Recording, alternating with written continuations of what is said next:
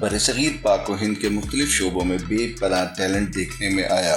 جہاں تک کشتی کا تعلق ہے تو اس میں بھی کئی نامور پہلوان اکھاڑوں میں زور آزمائی کرتے نظر آئے، لیکن پاکستانی پہلوانوں نے اس شعبے میں نہ صرف بھارتی پہلوانوں سے زیادہ نام کمایا بلکہ تمام چھوٹے بڑے اعزازات اپنے نام کر کے ان پر سبقت برقرار رکھی۔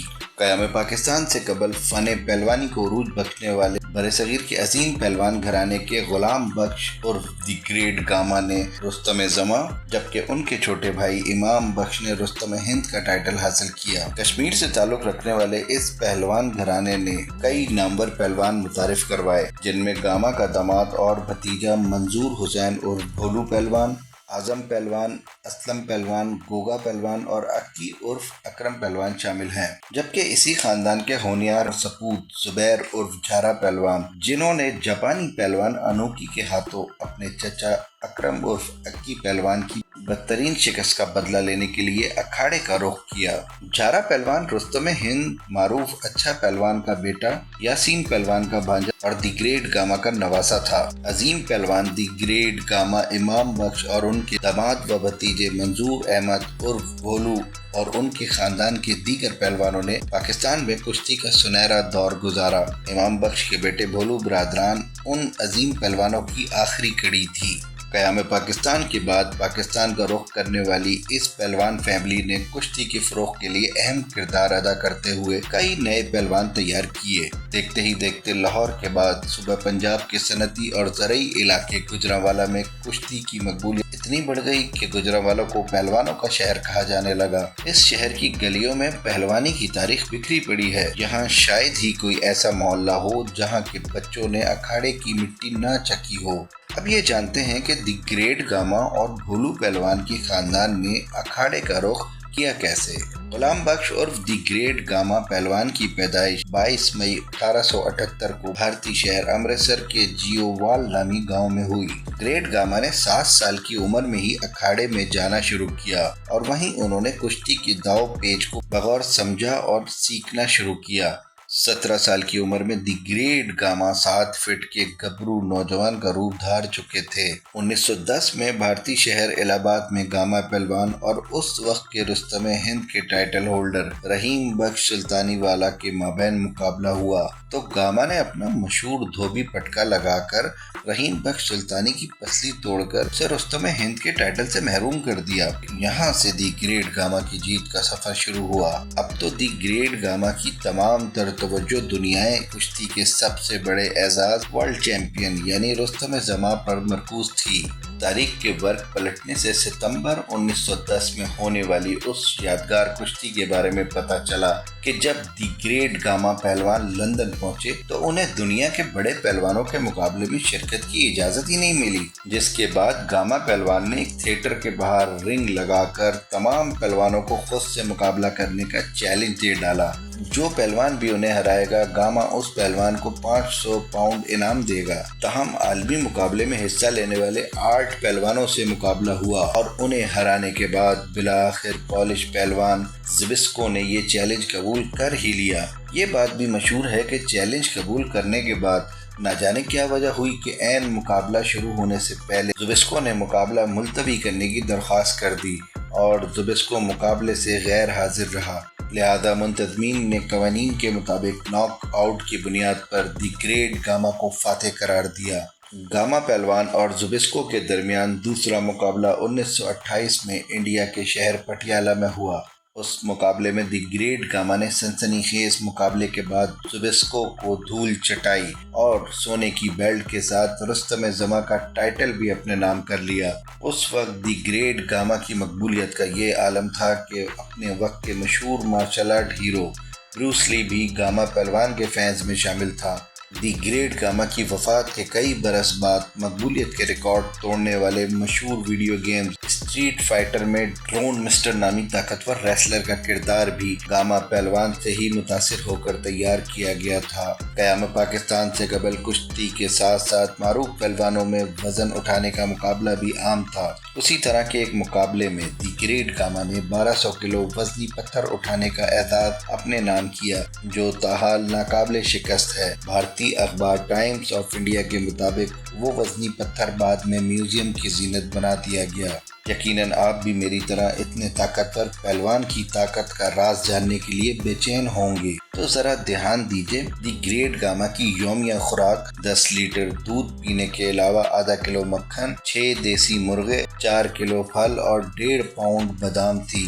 गामा पहलवान की बेतहाशा खुराक के तमाम अखराजात कुश्ती और गांव के शहदाई महाराजा पटियाला बर्दाश्त करते थे। क़याम पाकिस्तान के बाद दी ग्रेट गामा अपने खानदान के साथ पाकिस्तान हिजरत कर आए, जहां उन्हें माशी मुश्किलात का सामना करना पड़ा। वो बीमार रहने लगे और अपनी जिंदगी के आखिरी अयाम बिस्तर अलालत पर गुजारते हुए 23 मई 1960 को 82 बरस की उम्र में इंतकाल कर गए। उन्हें लाहौर रावी रोड से मुतसिल पहलवानों के कब्रिस्तान में सुपुर्द खाक किया गया। दी ग्रेट गामा के बाद उनका भतीजा और दामाद मंजूर हुसैन उर्फ भोलू पहलवान, जिन्हें भोलू बरादरान के नाम से भी जाना जाता है, खानदानी रिवायत को आगे बढ़ाने के लिए अखाड़े में उतरा। आपको बताते चले, मंजूर हुसैन उर्फ भोलू पहलवान ही था जिसने कुश्ती में इनामी रकम मुतारिफ करवाई। आज भी WWE, WWF और इस तर्ज के दीगर रेसलिंग मुकाबलों में शरीक पहलवानों को बड़ी इनामी रकम से नवाजा जाता है। ये सब कैसे मुमकिन हुआ, ये बताने से पहले भोलू पहलवान की प्रोफाइल का मुख्तसर जायजा लेते हैं। मंजूर हुसैन और भोलू पहलवान 24 जनवरी 1922 में अमृतसर में पैदा हुआ और अपने चचा दी ग्रेट गामा पहलवान के नक्शे कदम पर चलते हुए अखाड़े में उतरा। भोलू ने 1935 में बाकायदा तौर पर मुकाबलों में हिस्सा लेना शुरू किया। अहमद बख्श पहलवान से होने वाला पहला मुकाबला बेनतीजा साबित हुआ। 1940 तक भोलू पहलवान ने मंगल सिंह, खड़क सिंह, बोरा सिंह समेत मुतअद्दिद बड़े बड़े पहलवानों को शिकस्त दी। ऐसा मालूम होता था जैसे भोला अखाड़े में उतरता ही जीतने के लिए था। हुकूमत की जानिब से कुश्ती पर अदम तवज्जुही के बाइस भोलू बरादरान को परेशानी लाहक हुई, तो भोलू बरादरान की जानिब से हुकूमती सरपरस्ती न होने का शिकवा किया गया कि हमें दंगल के लिए ग्राउंड फराहम करने के एवज ज़्यादा मुआवजा तलब किया जाता है। वो काफ़ी खफा थे और जज्बात में आकर उन्होंने ये तक कह डाला कि अगर हुकूमत हमारी सुनने को तैयार नहीं तो हम यहाँ रहने के बजाय वापस वहीं चले जाते हैं जहाँ से हम आए थे। बिलाशुबा बतौर पहलवान उनका ये शिकवा दुरुस्त था, लेकिन शायद उनका तरीका गलत था।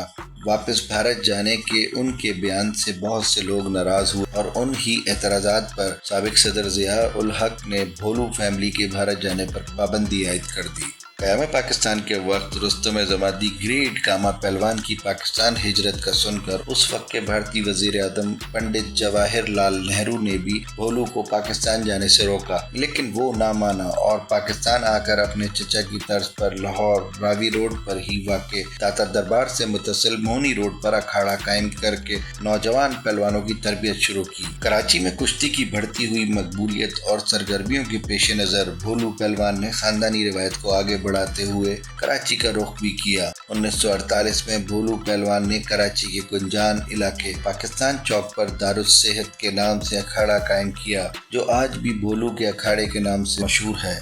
यही वो अखाड़ा है जहां जुबैर उर्फ झारा पहलवान ने भी भोलू पहलवान से तरबियत हासिल की। भोलू पहलवान की तरबियत में दुनिया के अजीम पहलवान और उनके चचा गामा पहलवान का बड़ा किरदार था। यही वो वक्त था जब रुस्तम पाकिस्तान के लक़ब के हामिल मशहूर यूनुस पहलवान का मुकाबला भोलू पहलवान से लाहौर के मंटू पार्क में मुनक्किद हुआ, जिसे भोलू ने बआसानी जीत लिया। रुस्तम पाकिस्तान यूनुस पहलवान भला कैसे अपनी शिकस्त कबूल करता। उसने जोश में आकर भोलू पहलवान को दोबारा मुकाबले का चैलेंज दे डाला कि वो अब की बार चंद मिनटों में ही भोलू को हरा कर शिकस्त का बदला लेगा। भोलू पहलवान ने बखुशी उसका ये चैलेंज भी कबूल किया और दोनों के माबैन 1949 में अगला मुकाबला कराची के पोलो ग्राउंड में हुआ।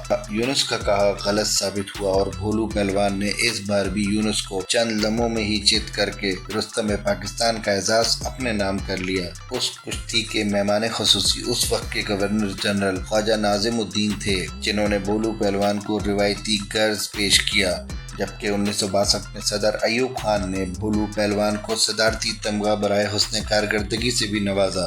फिर क्या था, ग्रेट गामा पहलवान की तरह हर तरफ भोलू पहलवान के चर्चे होने लगे। भोलू ने इतनी शोहरत हासिल की कि किसी भी पहलवान को भोलू से मुकाबला करने के लिए पहले उनके 5 भाइयों हुसैन उर्फ हस्सू पहलवान, असलम पहलवान, अकरम उर्फ अक्की पहलवान, आजम पहलवान और मौज़म उर्फ गोगा पहलवान को शिकस्त देनी पड़ती, फिर उस पहलवान को भोलू पहलवान से मुकाबले का मौका मिलता। तमाम पहलवान भाई अब इस दुनिया में नहीं रहे। इस खानदान की तीसरी नस्ल में भोलू पहलवान के बेटे नासिर भोलू और असलम पहलवान के बेटे जुबैर उर्फ झारा ने शोहरत हासिल की। नासिर भोलू ने देसी कुश्ती के अलावा फ्री स्टाइल कुश्ती में भी महारत हासिल की। यूनुस पहलवान को शिकस्त और रुस्तम में पाकिस्तान का एजाज़ हासिल करने के बाद भोलू पहलवान की नज़रें वर्ल्ड चैंपियन के एजाज़ की जानिब मरकूज थीं। जीत की भूख मज़ीद बढ़ती जा रही थी।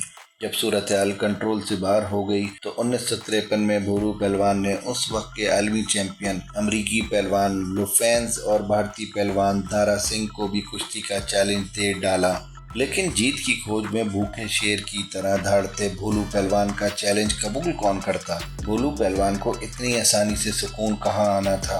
भोलू पहलवान ने एक मरतबा फिर दुनिया भर के नामवर पहलवानों को खुला चैलेंज देते हुए ऐलान किया कि उसे हराने वाले पहलवान को 5000 पाउंड इनाम दिए जाएंगे। लगता है मारूफ पहलवान घराने को पैसे फेंक कर जीतने की आदत थी। गामा पहलवान के हरबे को भोलू पहलवान ने भी दोहराया। बिला आखिर बैनुल अक़वामी शोहरत याफ्ता रेसलर हेनरी पेरी ने भोलू का चैलेंज कबूल किया और 1967 में लंदन के वेम्बले स्टेडियम में हजारों शायकीन ने मुकाबला देखा, जिसे भोलू पहलवान ने अपनी माहिराना दाव पेच के बायस बआसानी जीत कर रुस्तम जमा का एजाज़ हासिल किया। यहीं से भोलू पहलवान की कुश्ती में इनामी रकम की रिवायत मुख्तलिफ सूरतों में आज तक जारी है। 1963 में भोलू को गामा के तख्त का वारिस चुना गया और उन्हें अपने चचा गामा की चांदी की बेल्ट खुद एडवर्ड चहरम ने पेश की। उन्हें 1962 में हुकूमत पाकिस्तान की जानिब से तमगा इम्तियाज से नवाजा और रुस्तम पाकिस्तान का खिताब भी दिया गया।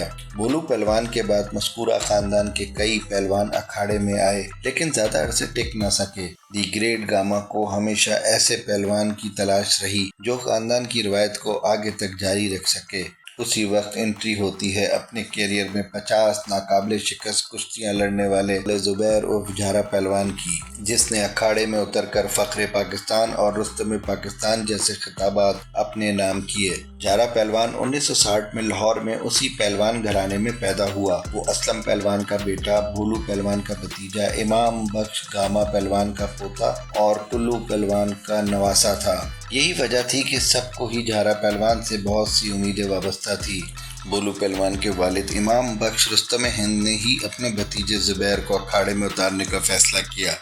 सबसे पहले जुबैर की तरबियत भोलू पहलवान ने की और उसे अपने साथ कराची ले आया। झारा ने अपनी कुव्वत और महारत का पहला मुजाहरा रेसलिंग की बजाय बॉक्सिंग में किया। कराची में वाक़े हैदरी अखाड़े के करीब उस्ताद जानू मकानी का बॉक्सिंग क्लब था। एक दफ़ा ली मार्केट नागपुरा में मुक्केबाजी के एक मुकाबले में भोलू को मेहमान खुसूसी मदऊ किया गया। झारा भी उनके साथ हो लिया और यहीं उसने भी मुकाबले में हिस्सा लिया और एक ही मुक्के में हरीफ बॉक्सर को नॉकआउट कर दिया। झारा ने पहलवानी के असली दावपेच बचपन से लड़कपन तक लाहौर के इलाके मोनी रोड, जहां इस वक्त पहलवानों का कब्रिस्तान भी मौजूद है, के अखाड़े से सीखे। 27 जनवरी 1976 को लाहौर के कजाफी स्टेडियम में झारा और गोगा पहलवान का मुकाबला दरअसल ताकत और तजर्बे का मुकाबला था। गोगा पहलवान जो अपने मखसूस दाव कुंडे की वजह से मशहूर था, झारा पर यह कुंडा जरा भी काम न आया। ये कुश्ती 17.5 मिनट में झारा ने जीत ली। झारा पहलवान की फतवात का सिलसिला भी जारी हो चुका था। यके बाद दीगरे जीतने के बाद भी झारा के दिल में बदले की आग थी। अभी तो अपने चचा अकरम उर्फ अक्की पहलवान की शिकस्त का बदला भी बाकी था।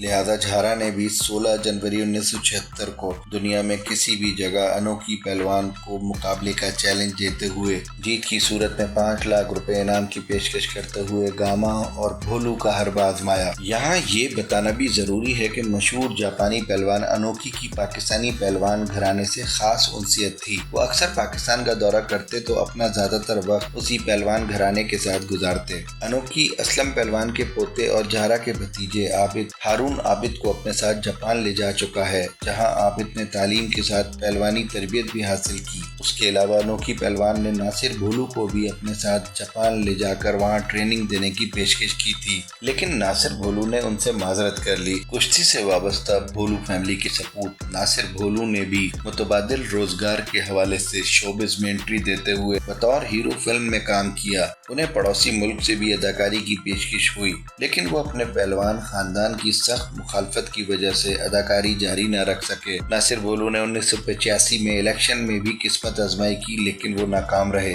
انوکھی کی جانب سے زبیر عرف جھارا پہلوان کا کشتی کا چیلنج قبول کرنے کے بعد ایک مرتبہ پھر پہلوان گھرانے کی رونقیں لوٹ آئیں اور جھارا کے مقابلے کی پرزور تیاریاں شروع ہو گئیں۔ 17 جون کو شام ڈھلتے ہی لاہور کے قذافی اسٹیڈیم میں 40,000 تماشائیوں سے اسٹیڈیم بھرا ہوا تھا۔ انوکھی اور جھارا کا سنسنی خیز مقابلہ شروع ہوا۔ 5ویں راؤنڈ تک زبردست مقابلے کے بعد اچانک انوکھی نے جھارا کا ہاتھ بلند کر کے اسے فاتح قرار دیا اور رنگ سے باہر آ گیا۔ کہا یہی جاتا ہے کہ پروموٹرز کے مشکوک کردار کے باعث یہ مقابلہ متنازع ہوا۔ جھارا پر میچ فکسنگ کا الزام لگا اور نورا کشتی کی بازگشت سننے میں آئی۔ اگلے دن جھارا پہلوان نے قذافی اسٹیڈیم میں ہی مقدس کتاب ہاتھ میں اٹھا کر قسم کھائی کہ یہ مقابلہ فکسڈ نہیں بلکہ کانٹا تھا، مگر لوگوں کے شک و شبہات پوری طرح سے نہ مٹ سکے اور جھارا پہلوان نے ان باتوں سے چھٹکارے کے لیے نشے کا سہارا لیا۔ یوں اس کا کیریئر تباہی کی دہلیز پر پہنچ گیا۔ کہنے والے یہ بھی کہتے ہیں کہ نشے کا عادی ہونے کے بعد جھارا کو اپنے کیریئر کی آخری فائٹ میں ملتان کے اسٹیڈیم میں بہت مشکل سے اکھاڑے میں اتارا گیا۔ مقابلہ برابری پہ ختم ہوا۔ یوں جھارا اپنے کیریئر میں ناقابل شکست رہا۔ جھارا نے بڑے بڑے پہلوانوں کو چت کیا، لیکن نشے کا مقابلہ نہ کر سکا اور خود ہی چت ہو گیا۔ جھارا کے عہد کے خاتمے کے بعد کشمیری پہلوان فیملی کا عہد بھی ختم ہوا اور اس کے ساتھ ہی پاکستان میں فن پہلوانی کا شعبہ بھی سسک کر دم توڑتا گیا۔ آج غربت اور حکومت کی سرپرستی نہ ہونے کے باعث پاکستانی پہلوانوں کا شاندار ماضی صرف یاد بنتا جا رہا ہے۔ ویڈیو کے بارے میں اپنی رائے کا اظہار کمنٹس میں کریں۔ شکریہ۔